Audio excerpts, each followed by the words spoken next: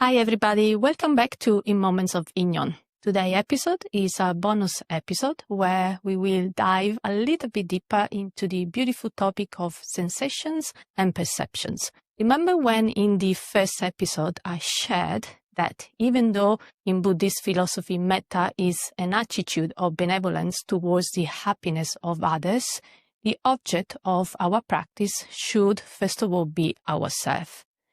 Metta philosophy says that we should think of ourselves as queens and kings who rule over a very vast territory which has 5 rivers. Out of the 5 rivers, today we are going to dive a little bit deeper into the river of sensation and the river of perceptions. Engaging with them allows us to make decisions, help us to maintain awareness of ourselves and the world around us, and potentially shaping our own emotions, well-being, and interactions with others, and shaping our own destiny and reality. Perceptions are our personal interpretation of the world around us, built on sensory input, sensations, emotions, personal interpretation of reality, and beliefs. Do you think that perceptions and sensations are part of our predetermined destiny? Do you believe that we can connect with our moments of Inyeon, moments of destiny and purpose by accessing them? We are going to talk about all this and much more in today's episode. So let's start.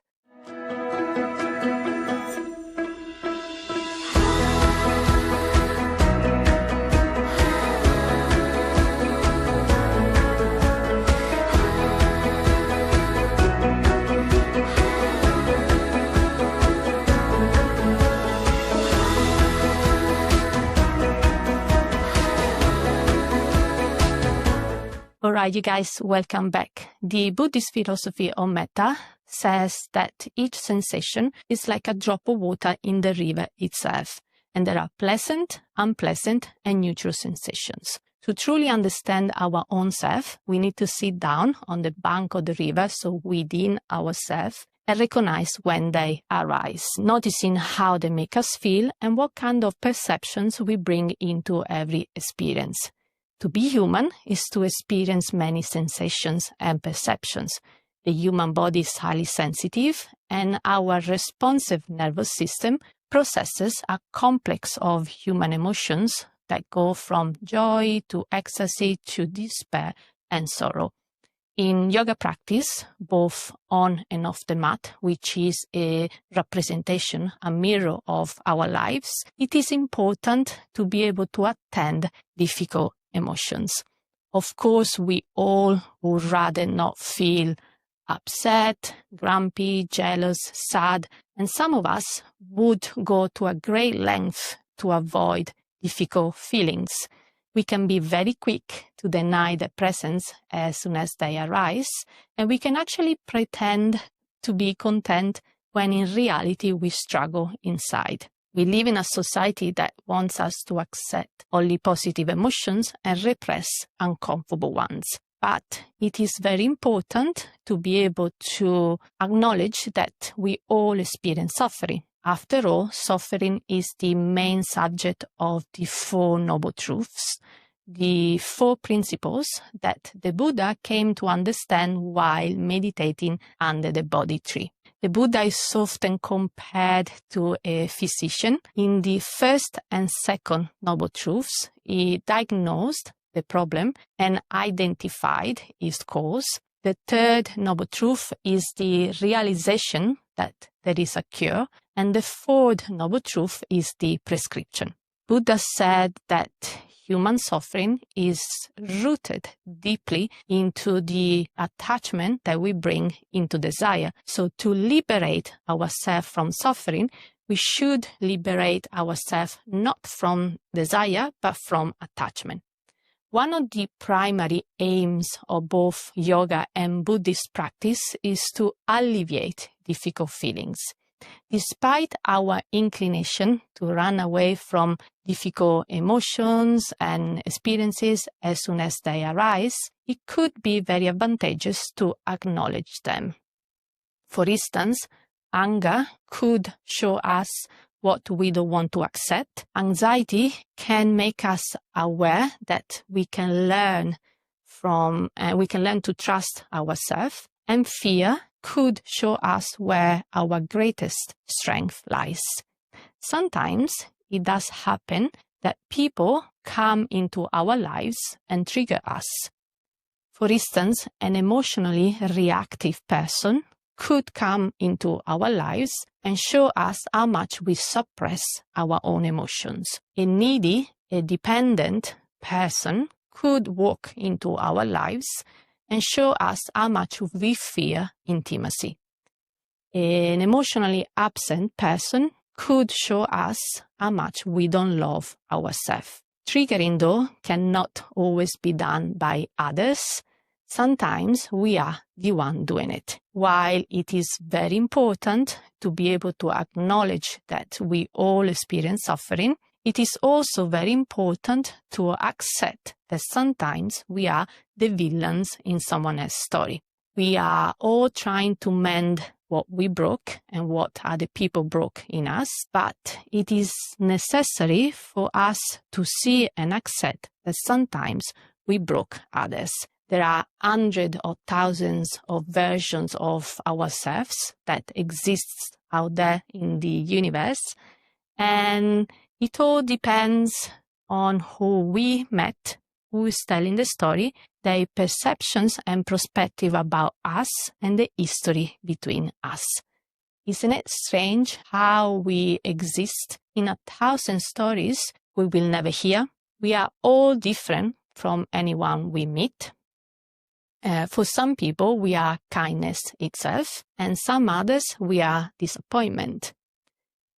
Some people will remember the joy that we brought into their lives, and some others will remember our silence and maybe the tears that we brought into their lives. We can be the hero in someone's story, and we can be the villain in a tale that we might not even be aware was written. And we can be misunderstood by someone who never got to ask the right questions. None of these versions, though, really represent ourselves, as the real us exists beyond and behind all these stories. So the real questions are, where does the real us begin? Where does our peace begin? Emotional maturity is taking responsibility for our own actions and not just our intentions. It means owning the impact we have on others, even when we didn't mean to cause any harm, and repair the damage rather than excusing it away. Thich Nhat Hanh, the father of Metta and Mindfulness, taught that the third Metta river within ourselves was the river of perceptions, which is important to observe by looking deeply into their nature to truly understand them. In each of us, there is a river of perception flowing day and night, and it is thanks to the energy of Metta and Mindfulness that we are able to recognize the nature of our own perceptions and untie the knots that bind us with our wrong perceptions. Buddha said that human suffering is also rooted deeply into our wrong perceptions. And that's why Thich Nhat Hanh taught to use the mantra, "Are you sure?" over and over again. Every time that I start teaching a new teacher training, I always suggest my students to write this sentence, these 3 words, which are the bells of mindfulness, on a post-it and place it somewhere that is visually accessible to them very often, because it can be used as a reminder for us to go deeply within ourselves and recognize the nature of our perceptions.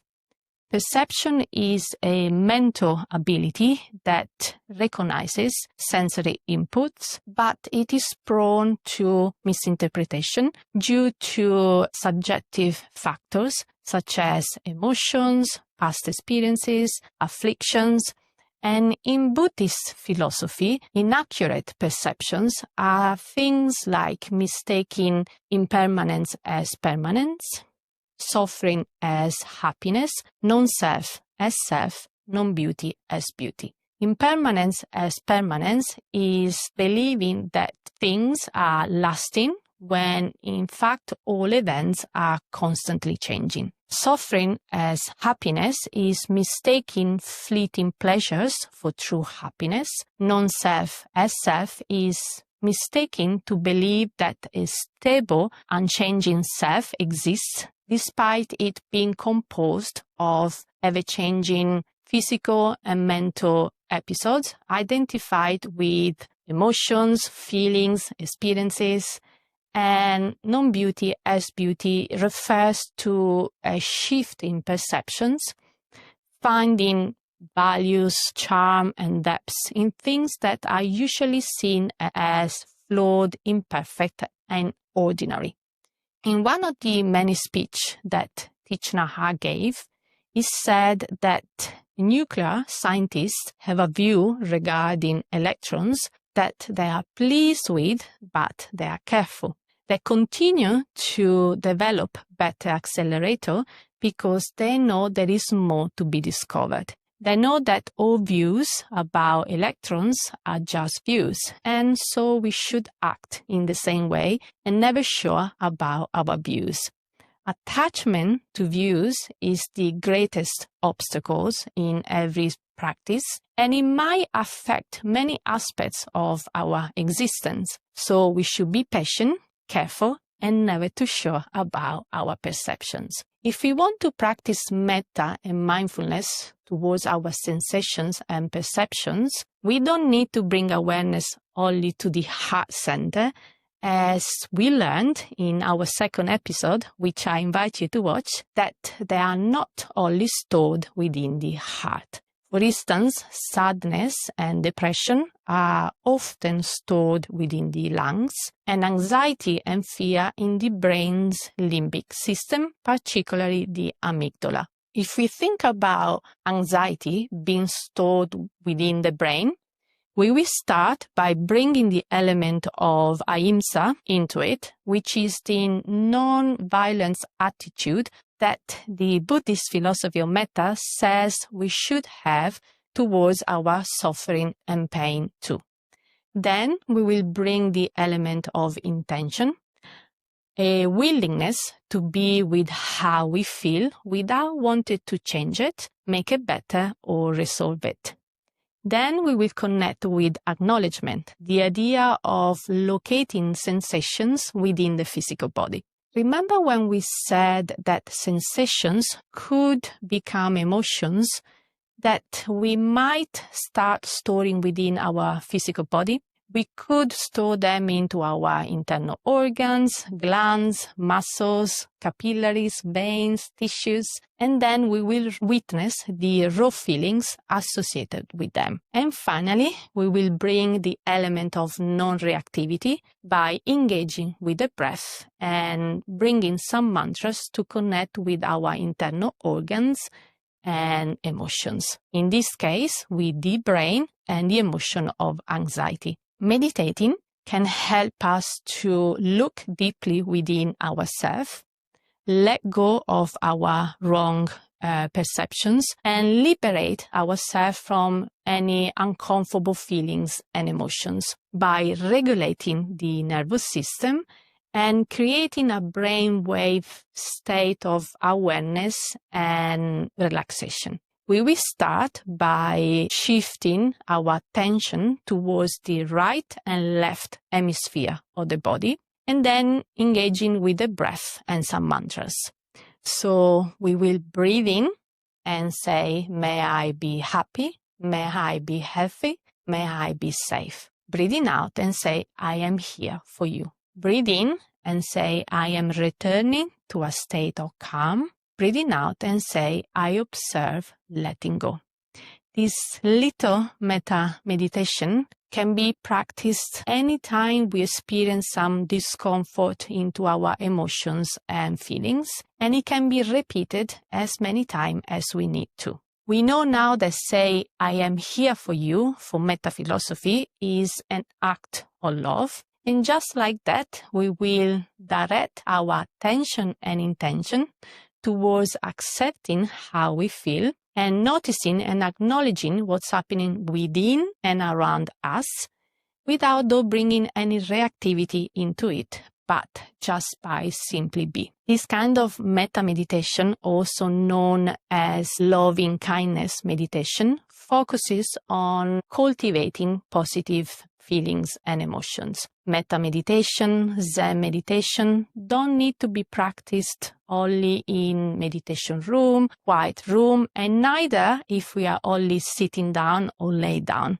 It is a meditation in action. So if we can find a state of meditation while, for instance, practicing the asana, the physical posture of yoga, or any other physical activity, we can do it while we walk. When we practice walking meditation, we are using the physical, mental, and emotional aspects of walking to develop a greater awareness. It can be used anytime we walk to regain wholeness, and it can help us to rearrange our mind. This is the state of sati, or the state of mindfulness, that emphasizes awareness in reality and the present moment. It is a key element of Buddhist practice that help who practice it to recognize the nature of events by looking at our perceptions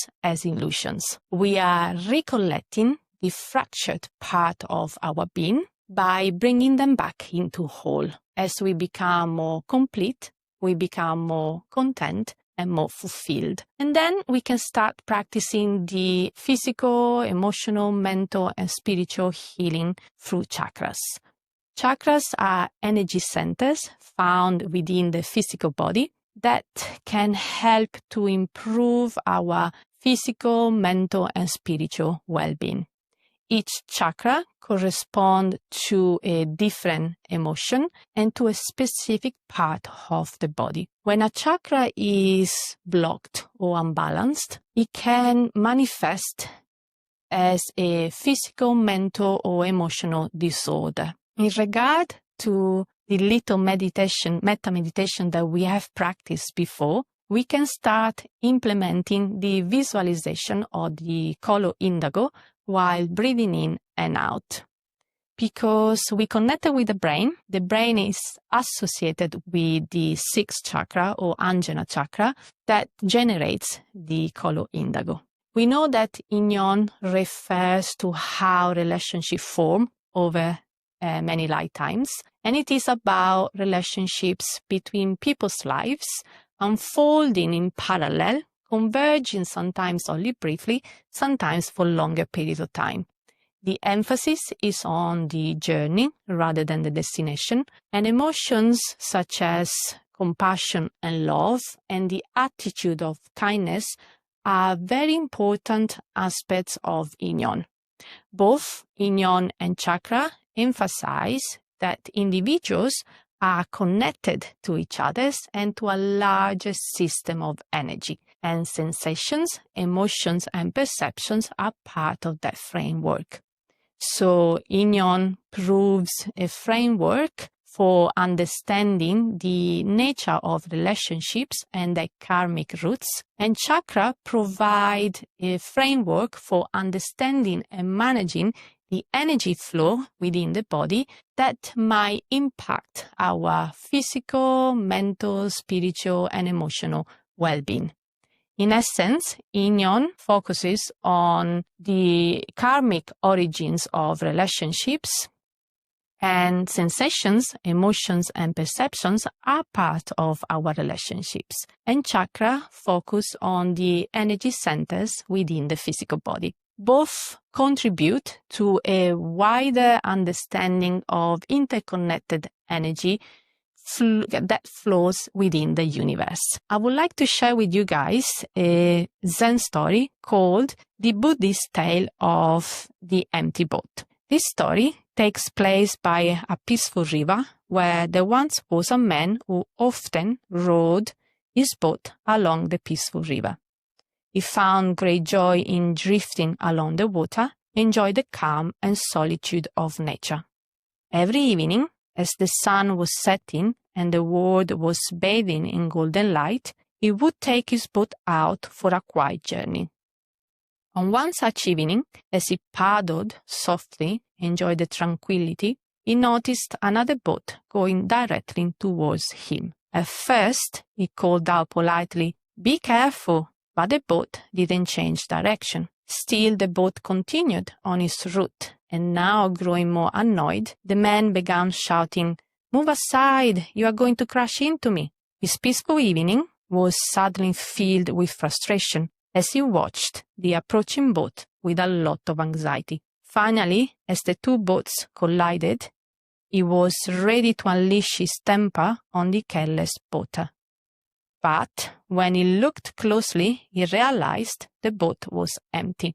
There was no one inside. It was simply drifting, carried by the current. In that moment, the man's frustration and annoyance dissolved instantly. He sat there feeling foolish for yelling to an empty boat. So what changed? Not the situation, as the boats have still collided. What changed was his understanding. There was not intention behind the collision, not disrespect to fuel his anger. The Buddha once said, "You will not be punished for your anger, you will be punished by your anger." This profound truth reveals itself perfectly in the empty boat story. Our frustrations and resentment often arise not from events themselves, but from the stories we create about intentions behind those events. So why do we react this way? This reactivity stands for our ego, our deep-seated attachment to ourselves that needs to be validated and protected. The ego creates a narrative where we are the center and others are other allies or enemies. Think how many times throughout the day we encounter anti-boats situations where our perceptions are challenged. Practicing the mantra, "Are you sure?" we start cultivating awareness of those patterns through mindfulness by observing our thoughts without bringing any instant identification. We can catch ourselves in the act of being in an empty boat, and we can recognize the physical sensations that our perceptions might cause in our body. Like, for instance, tightening in the chest, breath becoming quicker, and vision narrowing. And we can use them as the bells of mindfulness that will help us to pause and investigate. I launched a little segment called Without Margins a couple of episodes ago. This segment is about asking questions to our guests regarding hypothetical experiences they would have with a body that didn't have a physical form and wasn't limited by our five senses, which are our margins, our edges. Since we have no guests today, my Without Margins question will be for you guys and will be about perceptions. One day, you discover that your life is nothing but a story in a book and that you are a mere character in that book. You also discover that you are only an extra character. Not satisfied with this fate, you decide to forget about your destiny by changing this story's plot. Then you discover that this story, your life, has parallels with the writer's previous work, and in that world, you are the main character. By trying to change the plot in the first story, not only you will struggle some more, but there is a possibility that you will alter your destiny in the second story too, making yourself maybe an extra character that too. What would you do?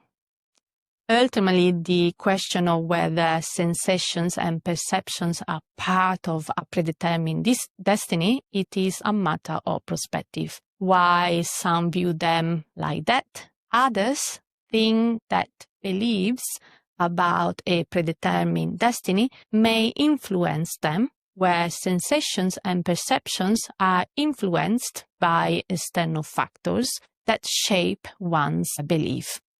A strong belief in destiny may lead to a less personal control over sensations and perceptions, while a belief in free will emphasizes choices and shapes outcomes. As always, there is no single answer and there is not right or wrong, but only many, many different perspectives. Before ending today's episode, I would like to share with you guys that I wrote a children's book called The Puzzling World of Metta. It is the story of 9-year-old Metta, and it is a story full of thrilling and magical adventures with a plot that will take children and even some adults on a journey filled with imagination, creativity, friendship, respect, and family legacy. When Metta comes into possession of a mysterious jewelry box, she has no idea that her life is about to change forever. Hidden inside the jewelry box are objects, clues to solving mysteries and lessons in life. Each clue leads to a book and to a colorful adventure, and each book contains the answers to a mystery. The author is Yoko T, aka yours truly. It is a name that was given to me by a friend when I worked as a special effect makeup artist in films and TV. If you like to support me, you can find it as ebook on Gumroad and Amazon. And you can find the link in our YouTube channel and Instagram and Facebook page. All right, you guys, we reached the end of our episode. So if you like to support us, please subscribe, follow, like, and you can find us on YouTube, Spotify, Instagram, Facebook, TikTok, and LinkedIn. See you next time with our next guest. Until then, keep following your red threads and keep living mindfully in moments of Inyeon.